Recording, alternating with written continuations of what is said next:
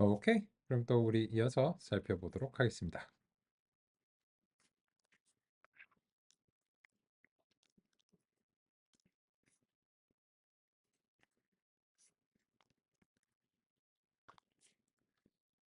우리는 이제 그 워드 투 백을 일단 실습까지 해서 이것의 이제 의미에 대해서 같이 이제 살펴봤고, 이게 이제 여기서 이제 임베딩이라고 하는 용어와 이제 개념이 이제 어떤 것인가도 같이 이제 알아봤습니다. 네, 살펴보지 않은 부분은 이제 무엇이냐면 이 워드 투 백이 언어 모델보다는 이제 언어 모델하고는 약간은 다른 이제 분포 과정이라고 하는 것을 통해서 이제 훈련 이제 그 데이터를 가공하고 그런 형태의 데이터를 이제 경험한 것이다. 라고 하는 점이 아직 논의가 안 돼서 이제 요 점을 이제 논의를 해줘야 됩니다. 그래서 이제 네. 아, 지금 줌에서 안 뜨고 있나요? 네. 아, 이게 성공합니다. 아까 이제 컴퓨터가 이제 창이 충돌하면서 줌에 이제 안 나오고 있습니다. 다시 줌도 다시 접근하겠습니다.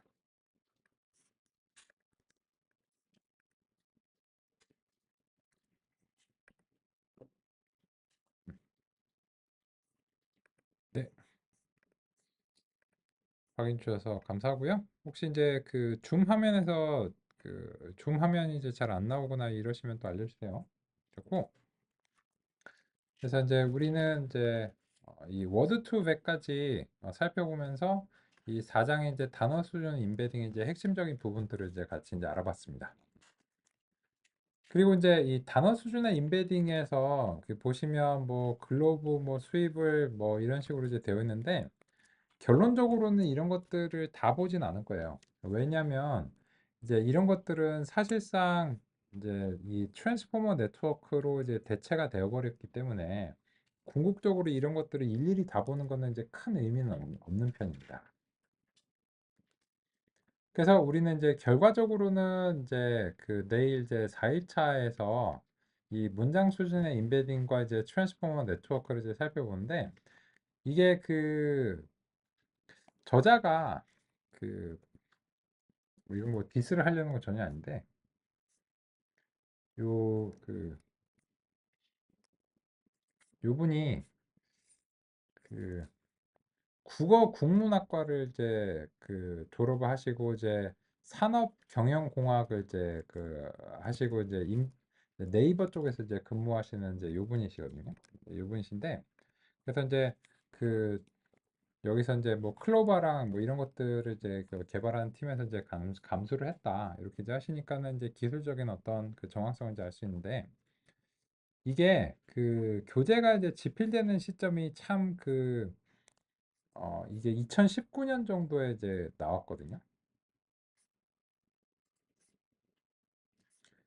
그랬는데 이제 여기서 보면은 요 이후의 내용들이 좀 그 나열형이라고 이제 생각이 들어요. 왜냐면 이제 트랜스포머 네트워크로 이어지는 그런 어떤 결과적인 어떤 과정은 이제 RNN을 기반으로 한 RNN 기반의 트랜스포머가 이제 2014년에 이제 나왔고 그게 이제 어텐션 기반으로 대체가 되면서 2017년에 이제 RNN을 이제 제외할 수 있게 됐는데 이제 이 RNN에 대한 언급이 이제 전혀 없는 이런 어떤 방식으로 5장이 이제 구성이 된 게 이 전체적인 이제 그 딥러닝의 어떤 흐름적 관점에서는 약간은 좀 이렇게 모자르지 않나 뭐 그런 생각이 좀 들거든요. 그래서 내일 이제 주로 이제 내일 텐데 주로 이제 내일 같은 경우는 이제 RNN으로부터 논의를 시작해서 이제 트랜스포머로 이제 마무리되는 그런 경우로 이제 소개를 이제 드릴 예정입니다.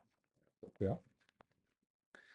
그리고 이제 3장과 관련해서는 이제 우리 이제 살펴보고 있는데 그 아직 워드 투백을 그 떠난 건 아니에요. 그래서 이제 이 워드 투백의 그 분포 과정을 이제 이번 시간에 살펴볼 이제 예정이고요.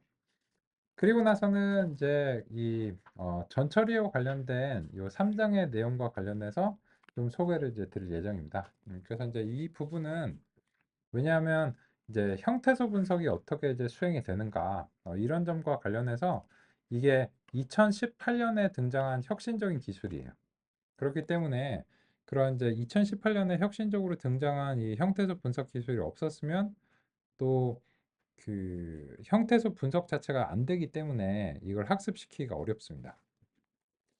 그런 이유로 인해서 아직 이 부분이 소개가 안 됐는데 우리가 NPLM이나 워드2백을 한국어로 할 수 있었던 이유가 뭘까요?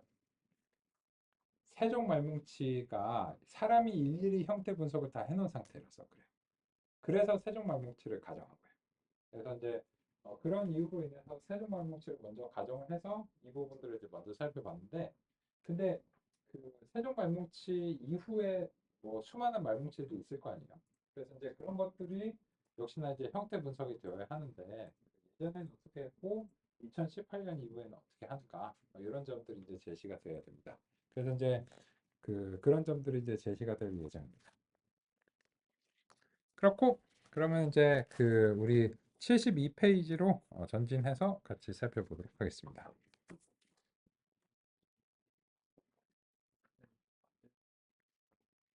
화면 공유가 안 되시나요?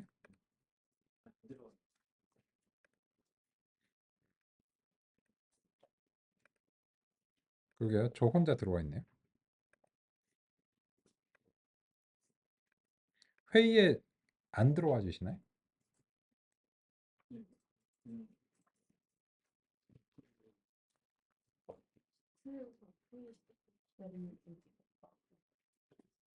네.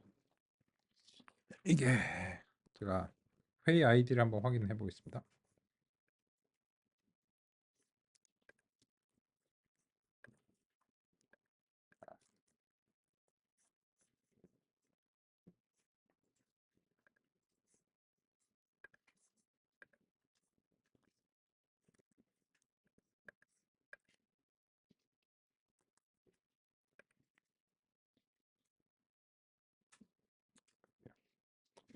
요거는 연락을 한번 드려야 되겠네요.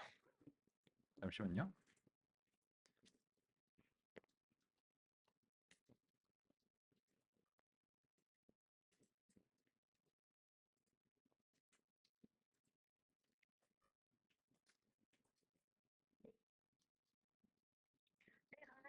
네, 선생님. 줌 회의방이 지금 이제 꺼진 것 같아요. 네, 네, 감사합니다.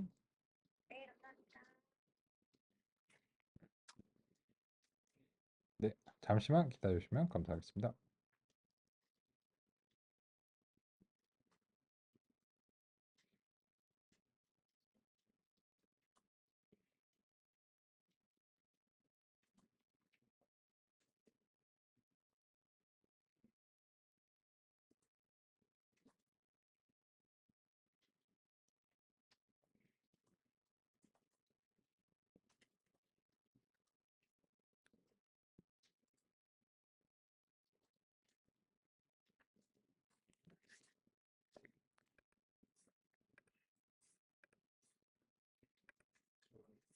지금 되시나요?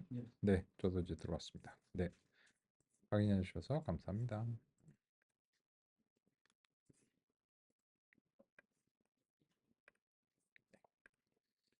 그러면 이어서 이제 같이 살펴보겠습니다. 아무래도 이제 직접 화면에서 보시는 게 편리하시죠?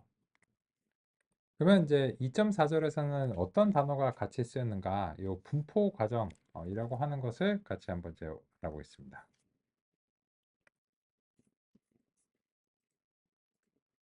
우리는 이제 이전에는 다음 같은 논의를 했어요. 뭐냐면 이제 이전에는 이 나너 사랑, 너나 사랑이 이제 같지 않다라고 한 이제 그런 예시로서 이제 상의를 이제 드렸고, 그래서 이제 랭귀지 모델이라고 하는 것을 같이 이제 알아봤습니다. 그래서 어휘 집합에서 이제 우리가 나는 너를 사랑해 라고 하는 이런 이제 단어가 이러한 순서로 나오는 것의 확률이 언어 모델인 거죠. 어떻게 구하든지 간에 결과적으로 이걸 이제 내야 되고, 그래서 이제 여기에 대해서 이제 첫 번째 단어가 나라든지 아니면은 사랑이라든지 또는 이제 는, 를 이런 것들이 나온다면 그거는 이제 잘못된 거겠죠. 그리고 나서 이제 두 번째 단어는 나 다음에는 는이 나올 수 있고 사랑의 다음에는 는이 나오면 이상한 거죠. 그리고 나서 나는 다음에는 너를 나올 수가 있고 나는 하고 는을이 나오면 이상한 거죠. 그래서 이제 이거는 이제 낮은 확률로 이제 나와야 되고 그래서 이제 결과적으로는 나는 너를 사랑 이런 식으로 이제 나오는 그런 확률이 이제 계산돼야 됩니다. 이거는 우리가 아까 그 NPLM에서 나는 너를 뭐 불러보았다 뭐 이런 식으로 그 나오는 그런 것과 이제 연관이 있습니다. 그런 이유로 인해서 이 언어 모델은 이제 확률적인 자신감으로 이제 되는데 이런 식으로 나와야 되겠죠. 올바른 그 모형이라면 그 이전의 단어의 순서가 맥락이 되고 다음 단어가 이제 예측이 된다면 나는 너를 사랑하는데 너도 나를 하고 다음 단어에 사랑이라고 하는 단어가 상대적으로 확률이 높게 나오면 이제 그럴듯하겠죠. 근데 사모, 사모는 어떤가요? 약간 그 뭐 옥탑방 손님과 어머니 같은 이런 느낌이죠. 옛날 너도 나를 사모하니? 말이 안 되는 건 아닌데 그 좀 그렇죠. 그죠? 근데 너도 나를 사사라니는 어때요? 이거는 이제 개그가 되는 거죠. 그죠? 이거는 이제 개그가 되는 건데 이게 개그가 그렇잖아요. 사람들이 보통 이제 기대하는 것에서 약간 어긋나면 하하하하 재밌다 이렇게 하는 경우가 있잖아요. 그죠? 그래서 뭐 이렇게 그 막 바바리 코트를 입고 나와가지고 막 나는 너를 사랑한다 너도 나를 하고 갑자기 이제 여기서 뭘 꺼내려고 하는데 꽃을 꺼낸다고 생각했는데 갑자기 총이 나와. 그러면 이제 사랑이 이렇게 되면 이제 개그가 되는 거잖아요. 그죠? 그게 이제 언어 모델적인 측면에 우리가 기대를 가지고 있다는 거죠. 어느 정도 이제 그런 측면이고, 그래서 이제 언어 모델에 대해서 이제 살펴봤습니다. 근데 요 얘기 이제 했고, 근데 지금 논의 드리는 것은 이제 약간 뉘앙스가 다르다는 겁니다. 그 뉘앙스가 다른 게 뭐냐면 이 분포 과정이에요. 이 분포 과정이 뭐가 다른지를 이렇게 보실게요. 예를 들어서 지금 이제 5g을 가정을 하고 있습니다. 5g을 가정하고 있는데 이번에는 맥락이 뭐가 되는지 같이 한번 이제 보겠습니다. 맥락이 다음 단어가 아니고 중간에 있는 단어를 목표 예측으로 하는 겁니다. 그러면 이 분포 과정하고 언어 모델을 근본적으로 뭐가 다르냐면 언어 모델은 뒤만 봐요. 근데 분포 과정은 앞에 있는 단어들도 보는 겁니다. 좀 다르죠. 그러니까 이런 거예요. 아이가 물음표 한다. 이러면 문맥은 아이가와 한다예요. 근데 여기 중간에 들어올 수 있는 단어는 예를 들자면 이야기 이런 거죠. 그러면 이 분포 과정이라고 하는 것은 순서보다는 주변에 어떤 단어들이 분포하는가에 더 초점을 맞춘 과정이에요. 그리고 이제 아이가 뭔가를 읽는다. 그런데 책을 이런 단어들이 어, 들어올 가능성이 있겠죠. 근데 걔가 뭘 한다 라고 하는데 걔가 이야기를 한다는 아니겠죠. 걔는 말을 할 수가 없잖아요. 그러니까 걔가 산책을 한다. 이런 식으로 주변에 있는 단어들에 보고서 어떤 특정한 목표를 맞추는 그런 방식이라면 그게 이제 분포 과정이에요.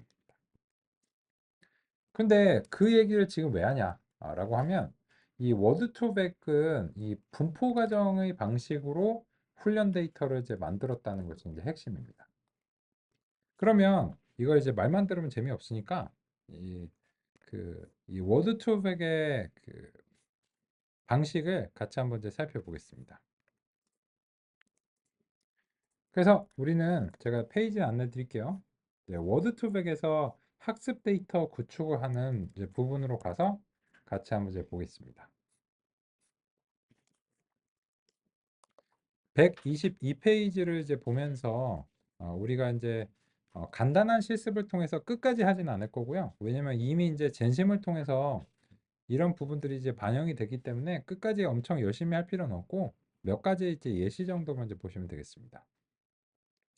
그러면 그림 4-8이라고 하는 이제 요 아래쪽에서는 한국어 위키백과에서 빨래라는 단어가 쓰인 문장을 예시로서 이제 가정을 하고 있는 겁니다. 그러면 이제 빨래라는 단어가 목표 출력이 이제 되는 거예요. 그런데 이 빨래의 앞쪽과 뒤쪽의 단어들이 이제 맥락을 이제 구성한다는 거죠. 그래서 뭐 속옷, 개울가, 남녀 이런 것들입니다. 그래서 실질적으로 이제 다음 같은 방식으로 수행을 이제 하는 이런 건데 이게 두 가지 스타일이 있어요. Continuous Back of Words와 Skipgram이라고 하는 이제 두 가지 방식이 있습니다. 그런데 이제 요 BOW와 앵그램이라고 하는 용어는 20세기에 이미 만들어진 개념들이고 우리가 살펴봤었죠. 앵그램이 뭔지 아시잖아요. 그죠? 그리고 BOW가 뭔지 아시잖아요. 근데 이게 Continuous Back of Words, 이 연속적인 단어 뭉치다라는 이제 그런 방식입니다. 그러면 이제 그런 것이 이제 무엇인가? 라고 하는 것을 같이 한번 이제 보겠습니다.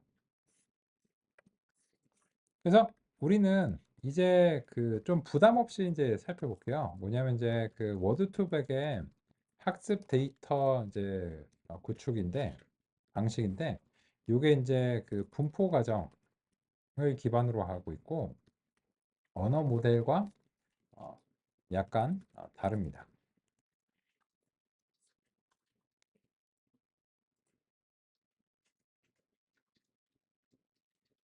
그러면 이제 세종말뭉치에서 그 적당한 길이의 그 문장을 하나 이제 골라 보겠습니다.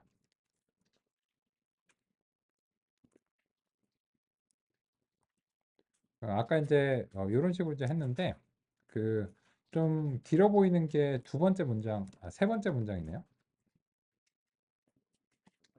아침에 몇 시에 타고 가는데?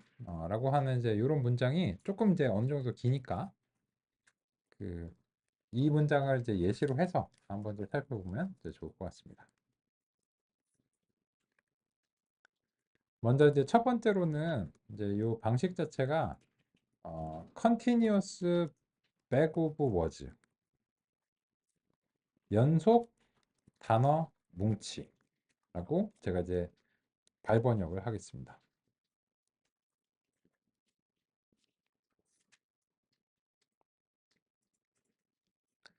그러면 이제 이게 왜 그 단어 뭉치인가? 단어 뭉치는 일단은 언어 모델하고 이제 다른데 이 두 개가 뭔 차이가 있나요? 언어 모델과 단어 뭉치의 가장 핵심적인 차이는 단어 뭉치는 집합이고 언어 모델은 순서가 중요한 시퀀스형의 데이터입니다. 를 가정합니다. 근데 집합과 시퀀스가 어떻게 다른가는 이미 여러 번 이제 논의를 드렸어요.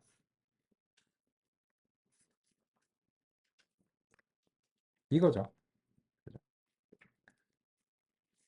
그래서 이거는 시퀀스로서는 다른데 단어 뭉치적인 측면에서의 집합은 동일하다는 겁니다.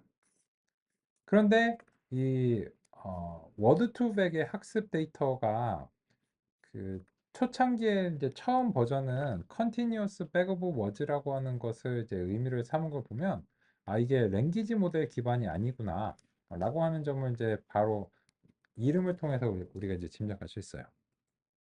그러면 이제 Back of Words라고 하는 것이 이제 어떻게 형성이 되는가 그런 점을 이제 같이 이제 살펴보겠습니다. 121페이지 보겠습니다.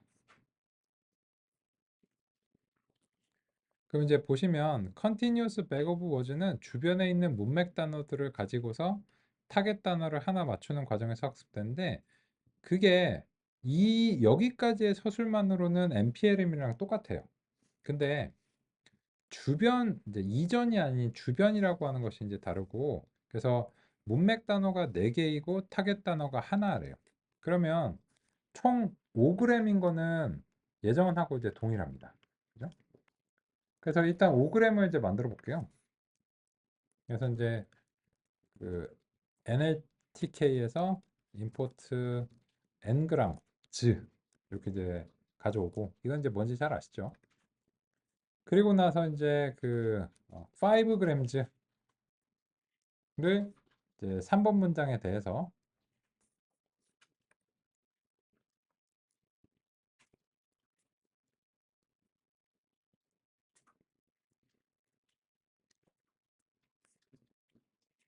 이렇게 만들어 보겠습니다.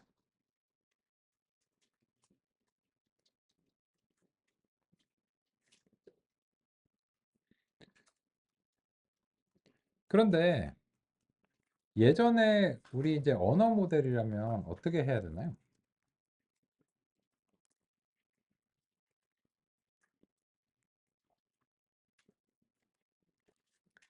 이 언어 모델이라면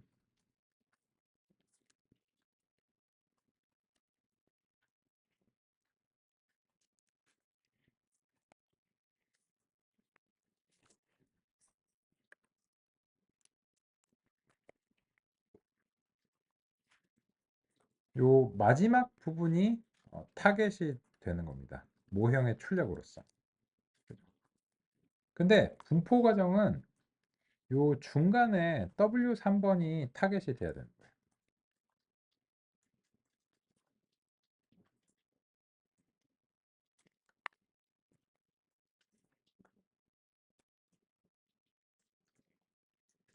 그러면 이제 이 continuous back of words라고 하는 것을 한번 이제 구성을 이제 해보겠습니다. 그러면 이제 여기서 이제 그 각각의 이 5 이제 5gs를 이제 순환하면서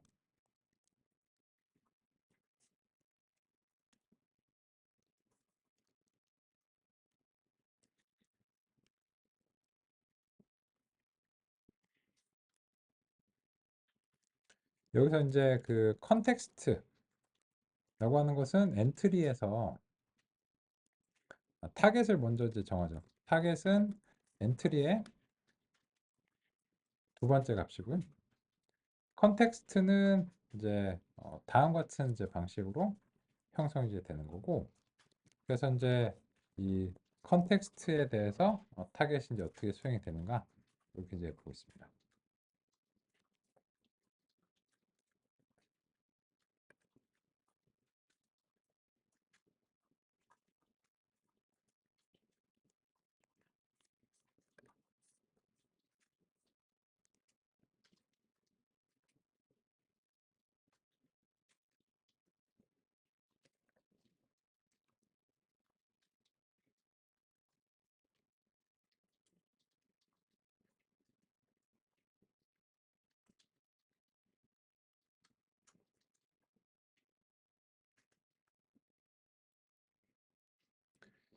그러면 이제 보시면 여기서 원래 그 W1이랑 W2가 있고 여기에 이제 W3번인데 이 W3번을 맞춰야 되는 거예요. 그래서 이제 W4번이랑 W5번이 이제 맥락이 되는 겁니다. 그러면 아침에 물음표 시에 라고 되면 여기 중간에 들어갈 단어는 뭘까라고 했을 때 몇 이런 식으로 맞춰야 된다는 거예요. 그래서 이 워드 투 백의 훈련 데이터는 기본적으로 이제 컨티뉴어스 백 오브 워즈라고 하는 것이 일단 여기서 순서가 전혀 중요하지 않다는 겁니다. 그러니까 몇이라고 하는 요 타겟 단어, 요 이제 WT라고 하는 타겟 단어에 주변에 누구가 있는지가 중요한 거지 얘네들이 어떤 순서로 있는지는 별로 따지지 않겠다는 겁니다. 그런 의미에서 이것은 단어 뭉치라고 할 수 있다는 겁니다. 그런데 예전에 단어 뭉치를 할 때는 전체 문장에 대한 단어 뭉치를 형성을 했죠. 근데 여기서 이제 continuous라고 하는 개념이 들어가는 이유가 뭐냐면 이게 그 5g 같은 걸로 이제 쪼개서 이런 식으로 이제 밀면서 전진하는 겁니다. 여기서 이제 continuous라고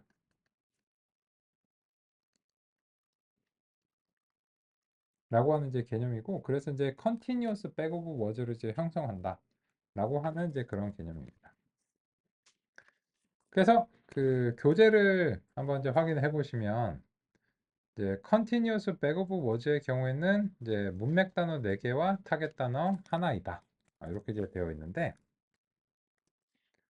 그래서 이제 122페이지로 넘겨서 그림 4-7번을 이제 같이 한번 이제 확인해 보겠습니다. 이게 그림 4-7번에서 이제 continuous backup word를 보면 저 인풋이 다음과 같이 되어 있고 아웃풋이 이제 WT가 이제 나오는 거고 중간에 이 부분은 아주 간단한 신경망 모형입니다. 여기서 이제 그 임베딩 C를 형성하는 거예요.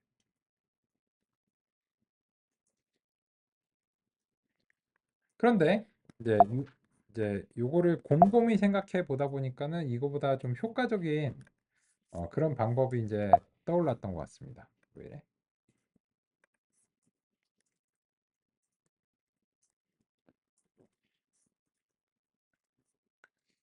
그래서 121페이지로 다시 돌아가서 스킵그램이라고 하는 방식을 한번 이제 보겠습니다. 그 스킵그램의 학습 데이터는 타겟 단어와 타겟 직전의 두 번째 단어, 타겟 직전의 단어 뭐 이런 식으로 이제 되는데 요건 이제 이런 거예요. 똑같은 W1, W2, W3, W4, W5 이고 타겟 단어를 W3에 이제 중앙에 있는 걸로 한다는 점에서 이거는 이제 그 분포 과정을 이제 반영하는 거죠. 그런데 이번에는 어차피 백오브 워즈니까 이게 별로 순서가 안 중요하다는 거예요. 그래서 이렇게 하는 거죠. 그 목표 단어가 이제 W3인데 이 W3하고 W1하고 이렇게 쌍을 만들고 W3하고 W2, W3하고 W4 그리고 마지막으로는 W3하고 W5 이런 식으로 이제 쌍을 만드는 것이 이제 스킵그램의 방식입니다. 그러면 이제 이거는 이제 첫 번째로는 지금 continuous back of words 라고 하는 것을 이제 살펴봤고 비교해서 이제 보겠습니다. 비교해서는 이제 스킵그램의 이제 방식입니다.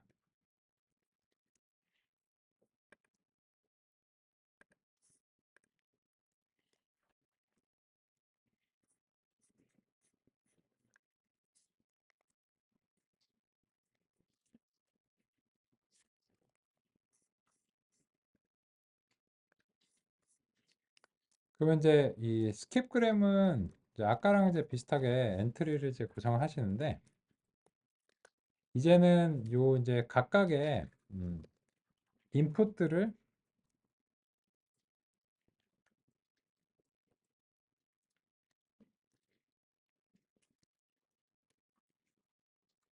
5g에서 이제 형성을 이제 하는데요. 이번에도 이제 그 타겟 단어는 여전히 그 중앙에 있는 이제 단어예요. 그런데 이제 이번에는 이제 여기에서 컨텍스트를 이제 형성한 다음에 다시 컨텍스트에서 이제 단어들을 획득을 이제 하는 겁니다.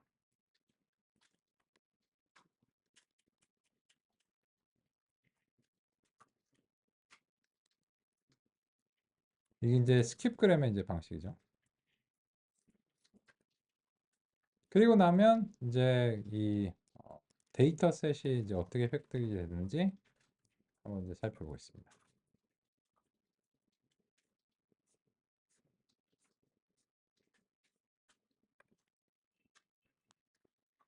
예쁘게 보이기 위해서 뭐 데이터 프레임으로 이렇게 이제 만들고 컬럼즈는 타겟과 이제 문맥 단어 이런 식으로 제시를 드려 보겠습니다.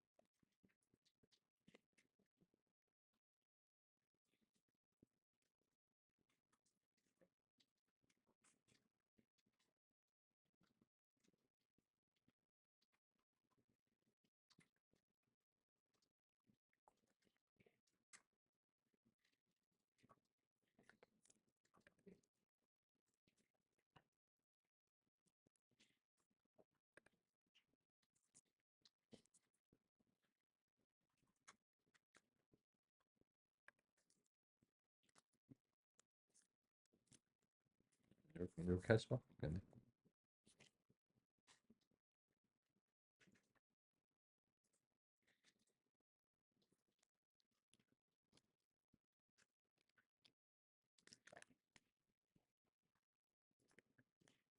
그러면 이제 같이 한번 이제 살펴보겠습니다. 여기서 그 컨티뉴어스 백오브 워드를 하다 보니까는 이게 순서가 중요한 게 아니고 그냥 누구랑 등장하는지가 이제 중요하다는 그런 사실을 이제 발견하게 된 것 같아요. 그래서 몇이라고 하는 단어가 아침이라는 단어와 같이 등장했거나 에, 시, 에 이런 식으로 이제 같이 등장하는 게 이제 중요한 거죠. 여기 맞나? 중복된 게 있네. 아, 애가 이제 그 여러 번 있어서 그래서 그럴 수 있죠. 이거는 맞습니다. 이제 애가 이제 두 번 나오는 거는 맞아요. 맞고 그럴 수 있습니다. 근데 그 중복적으로 나오는 것들은 이제 그 학습 데이터로서 이제 효과는 없으니까 그 드랍 듀플리케이트를 이제 수행을 이제 해가지고 살펴보면 이제 좋을 것 같네요. 그리고 이제 중복을 이제 그 제거를 이제 하겠습니다. 그래서 이제 몇이라고 하는 단어가 이제 아침이라는 단어와 같이 나왔다. 몇이라는 단어가 애랑 같이 나왔다. 이런 식입니다. 그러면 이제 이 교재 서술하고 맞춰볼게요. 그러면 continuous back-of words는 이제 이 5g에서 데이터를 딱 하나 만들 수 있어요. 이제 같은 5g인데 요 continuous back-of words의 경우에는 이 5g에 대해서 W1, W2, W4, W5번이 데이터가 되고 거기에 대한 출력이 이제 3이 되면서 5g 하나에 대해서 하나의 데이터가 만들어지는 겁니다. 그런데 이 스킵그램은 방금 전에 이제 만들어 보신 것처럼 5g 하나가 있는데 얘를 중심으로 얘랑 쌍 하나, 얘랑 쌍 해서 두 개, 얘랑 쌍 하나, 얘랑 쌍 해서 총 4개의 쌍이 만들어져요. 그래서 같은 말뭉치로 더 많은 학습 데이터를 확보할 수 있는 방법이니까 그래서 이거를 데이터를 어떻게 가공하는가에 따라서 모형이 동일해도 임베딩 품질이 더 많이 경험하게 되니까 컨티니어스 이제 백오브 워즈보다 좋은 경향이 있다라고 하는 점을 우리가 이제 살펴볼 수 있습니다. 그러면 이제 그 122페이지 보시면 그리고 나서 한 번 더 이제 개선이 이제 있었습니다. 이게 뭐 이런 식으로 이제 한다고 해도 그 여전히 문제가 되는 부분이 어딘가라고 하면 여기에요. 그 NPLM 쪽에서도 이 부분이 좀 그 문제가 이제 됐거든요. 어떤 문제가라고 하면 이 NPLM의 서머리의 이제 가장 마지막에서 이 예측 확률을 이제 내는 이 부분을 이제 살펴보겠습니다. 여기가 이제 그 어휘의 개수만큼 예측이 발생하는데 그런 어휘들을 소프트맥스로 처리를 해서 만 개 중에 그 어떤 것의 이제 확률인가를 이제 계산하는 그런 과정이 있어요. 그러면 출력도 너무 많아요. 출력도 이제 너무 많고 출력이 너무 많다 보니까는 여기서 매개 변수가 이제 어휘의 개수만큼 되니까는 이게 400만 개나 되는 어휘를 이제 가지고 있거든요. 그런데 이럴 필요가 있냐는 거죠. 무슨 말인가면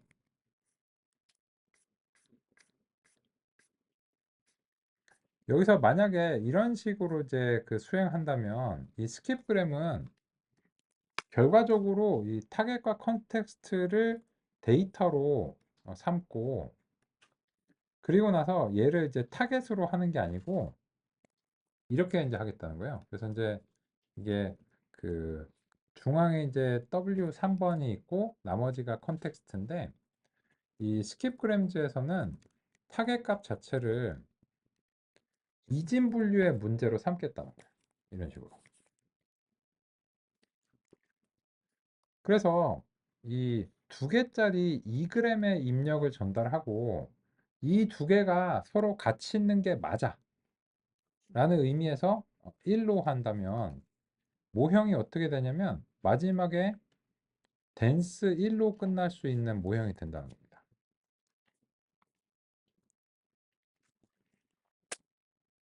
그래서 실질적으로 이제 아까 NPLM하고 이제 비교해서 그 스킵그램 모형을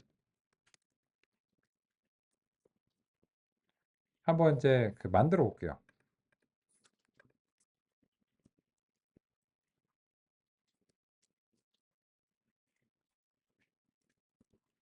그럼 이제 케라스 이제 그 일단 이제 케라스 API를 이제 가정하고 있고 이 케라스에서 여러 이제 레이어들을 이제 가정을 하고 있죠. 그리고 이제 그 인풋라고 하는 것은 요 인풋이 두 개짜리 2g 인풋이 들어오는 겁니다. 이게 이제 스킵그램들이에요.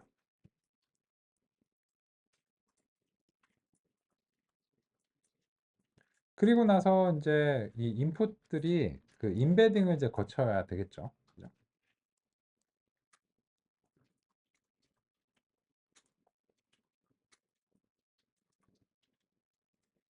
그리고 나서는 이제 요 인베딩들이 그 레이어즈에서 그 글로벌 에버리지 풀링 이런 걸 이제 수행을 해서 최종적으로 이제 X로 바뀌고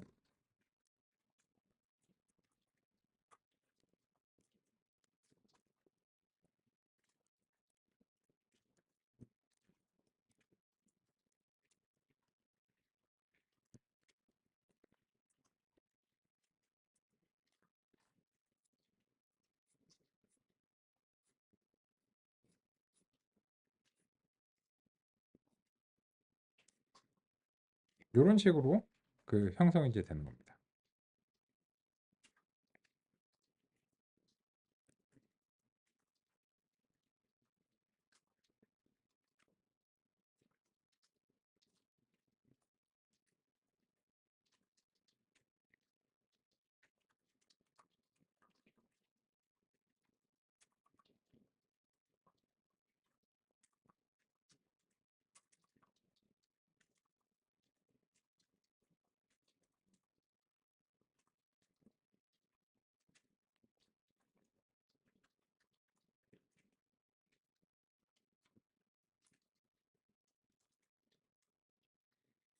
이게 뭐냐? 이게 그 워드 투 백이에요.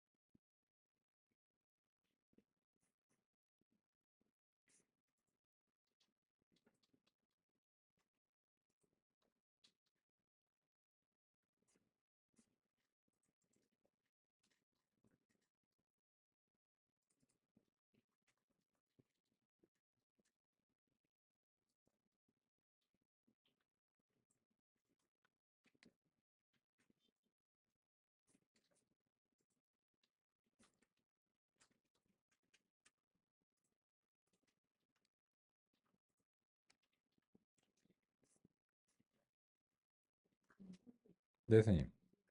진심 라이브러리 이제 구현을 해보는 네.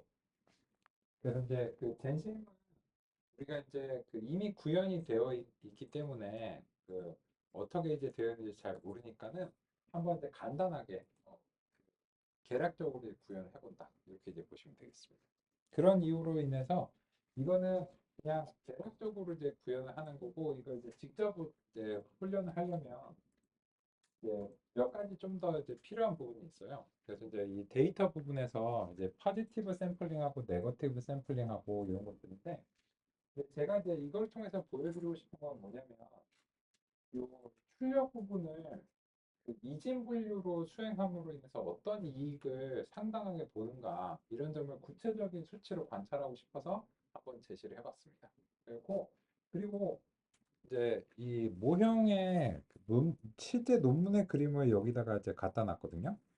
122페이지 그림 4-7번인데 그러면 122페이지 그림 4-7번을 보면 이 모형이 뭐예요?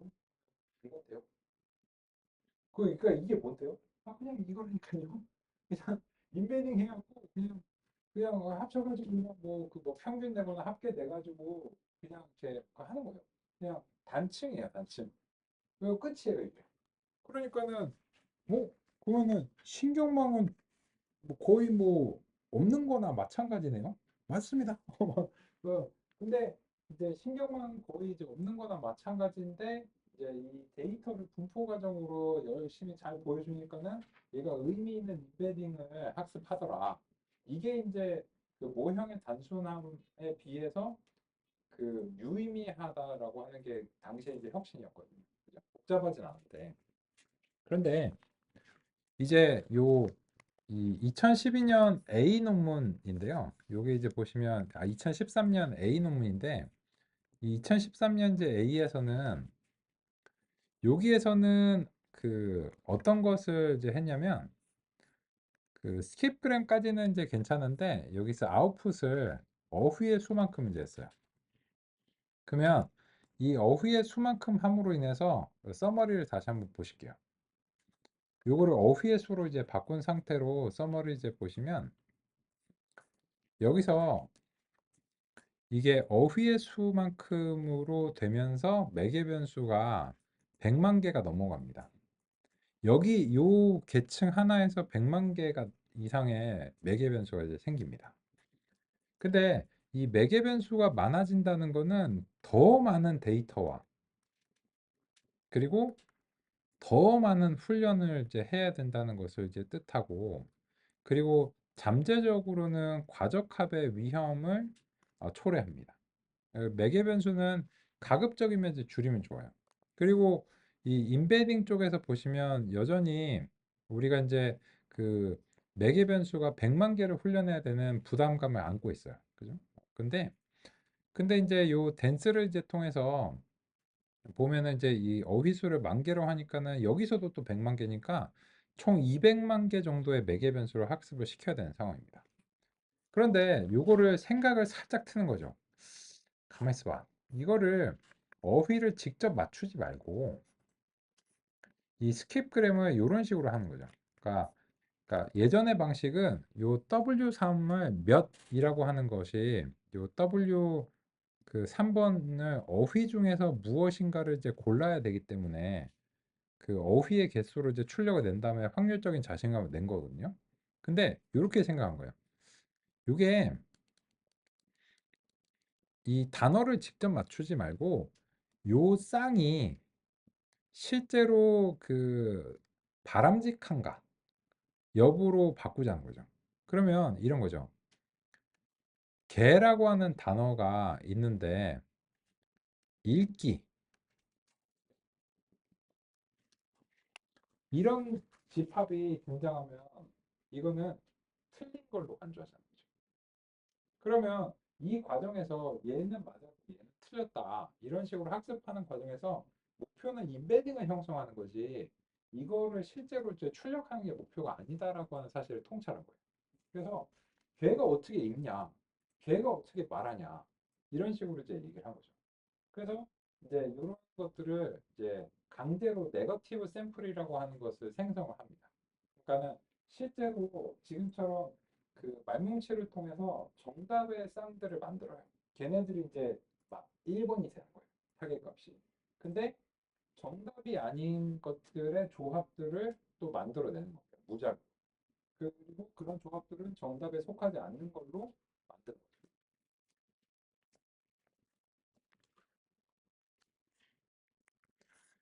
그래서 이제 요 다음 문제 보시면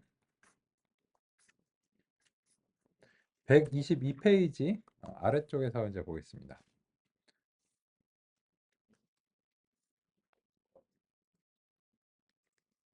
그래서 스킵그램의 모델은 이 파지티브 샘플링하고 네거티브 제 샘플링인데 그래서 이제 그 퍼지티브 샘플은 실제로 말뭉치에서 등장했던 이제 조합들이에요. 근데 예를 들어서 이제 그림 4-9번을 보시면 네거티브 샘플링은 이제 이런 거죠. 빨래랑 속옷은 같이 등장할 가능성이 높죠. 근데 자동차를 빨래한다고 그러진 않잖아요. 혹은 숫자를 빨래하거나 책상을 빨래하거나 빨래하면서 안녕하지는 보통 않잖아요. 그래서 이 빨래라고 하는 단어와 같이 등장하지 않은 단어들을 말뭉치에서 이제 강제적으로 이 생성하는 겁니다. 랜덤하게. 그래서 이제 파지티브 샘플하고 네거티브 샘플을 이제 생성하는데 그렇게 생성하고서도 지금 이제 이 네거티브 샘플링 하는 과정을 이제 거쳐서도 이제 결국은 이제 어휘를 맞추는 이제 그런 이제 방식인 거예요. 그런데 요거를 이제 처음에 그 제시를 한 게 2013년에 이제 상반기예요. 상반기에서 이제 이런 식으로 이제 계산하면 어휘 전체로 출력을 내고 거기에 대해서 소프트맥스를 수행을 이제 해주는 그런 방식인데 요거는 NPLM에서도 이런 식으로 이제 했어요. 근데 그러다 보니까는 이 매개 변수의 개수가 많아지면서 계산량이 이제 증가합니다. 근데 어휘 집합이 보통 뭐 수십만 개 이렇게 이제 되니까 그런 어떤 비효율이 이제 발생한다는 건데 그래서 이런 비효율을 줄이기 위해서 그 2013년 하반기에 야 가만 생각해 보니까 그거를 다그 어휘를 맞출 필요가 없어. 그냥 맞았다 아니면 틀렸다 요런 이진 분류의 문제로 바꿔서 학습을 하면은 인베딩을 학습하면 되는 거지. 이게 이제 진짜로 이제 그 출력을 그 새로운 단어로 낼 필요는 없잖아. 이런 식의 어떤 그 통찰을 하게 되고 그래서 이제 어떻게 바꿨냐면 결과적으로 이거를 이진 분류의 문제로 이렇게 이제 바꾼 겁니다. 그러면 여기서 이진 분류의 문제로 바꾸면서 보시면 마이너스 100만 개의 매개 변수를 할 수 있게 되는 겁니다. 예전에는 여기가 100만 개의 매개 변수였어요. 근데 그런 100만 개의 매개 변수를 학습해야 되는 부담을 데이터를 가공함으로써 이제 줄이는 거죠. 일단 여기까지 살펴보겠습니다.